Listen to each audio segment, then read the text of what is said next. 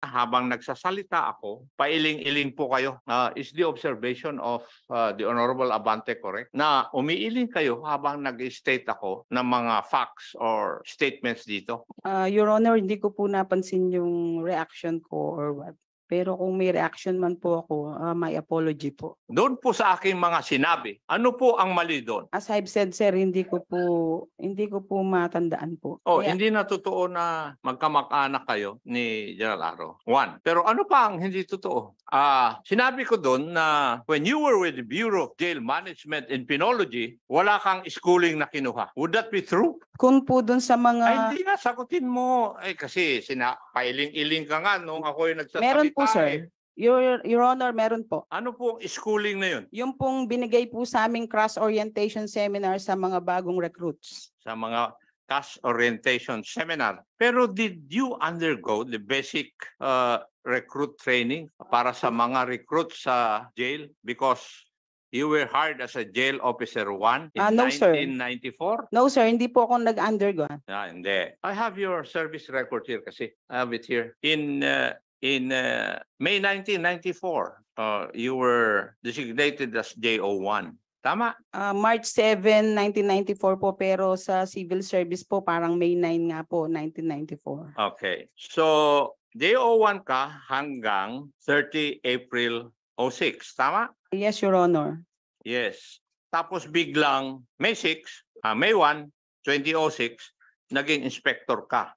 Through lateral entry, sir. Yes, lateral entry. At saan ka na-assign? Sa una po, sir, Your Honor, sa office po ng Chief BJMP. Then po, sunod-sunod na po yon. Iba-iba na po yung assignment ko, Your Honor. Hindi. Kasi nung naging jail inspector ka, kinupkup ka ng isang USEC ng DILG. And you were assigned there in his office. Tama? That was 2000... sagutin mo muna ako kung tama. Hindi ko naman tinatanong sa'yo kung kailan. Yes, Your Honor. Yes, Your Honor. Yes, Your Honor. Yes. And that is precisely the reason why nung nag-jail inspector ka, pinag-i-schooling ka, pero you always requested for nullification. Na-grant yun dahil nandun ka sa office ng USEC ng DILG. Tama?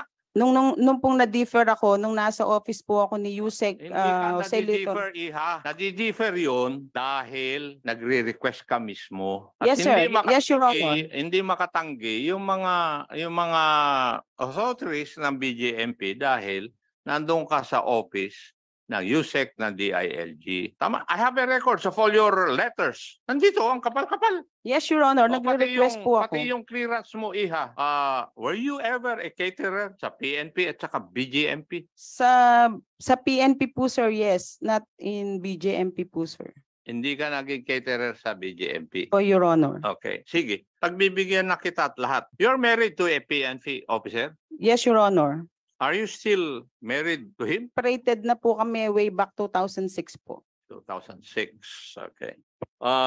Kagaya ng sinabi ko, I look at your clearances na sinabmit mo nung ikaw ay mag-retire following your undertaking that you will retire on such date. Tama?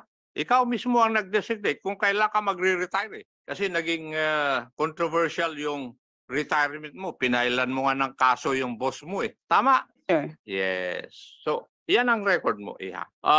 Doon sa one of your clearances, dito sa Certificate of Property Accountability, kasi binigyan mo ako ng pagkakataon na pag-aralan kita dahil nung first hearing, parang hindi ka naniniwala na kaya namin hanapin lahat yung dokumento mo eh. Dito sa one of your Certificate of Money Accountability Clearance, this is to certify that based on available records on file, this office, Inspector Angelina Bautista, assigned BJMP NCR, has money accountabilities with the following lending institutions as of May 2015. Would you recall this? Yes, Your Honor. So, totoo. Yes, Your Para hindi Honor. ko nasasabihin. Kasi 6 po itong agency na ito. Okay? Now, while you were the caterer at the Philippine National Police, you encountered also deaths. Tama or not? Yes, Your Honor. Yes. Have you paid them? Yes, Your Honor. Oh, hindi pa. Kung gusto mo, dadalhin ko rito yung pinagkautangan mo. Naka-assign ngayon sa Office of the Directorate for Controllership, Camp Crame, Quezon City, second floor. Siguro maalaala mo.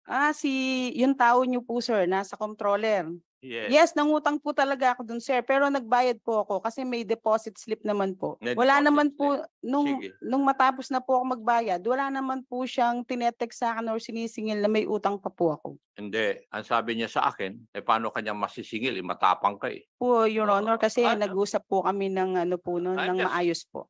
I'm just establishing. Inamin mo na rin lang naman eh. Di ba? Ang hindi mo lang inamin ay yung hindi ka nagbayad kasi nagbayad ka. Mr. Chair, kaya ako pinaghirapan na hanapin ito dahil doon sa first hearing, napansin namin ni Honorable Abante, parang hindi siya naniniwala doon sa pinagsasabi namin dalawa by her actions.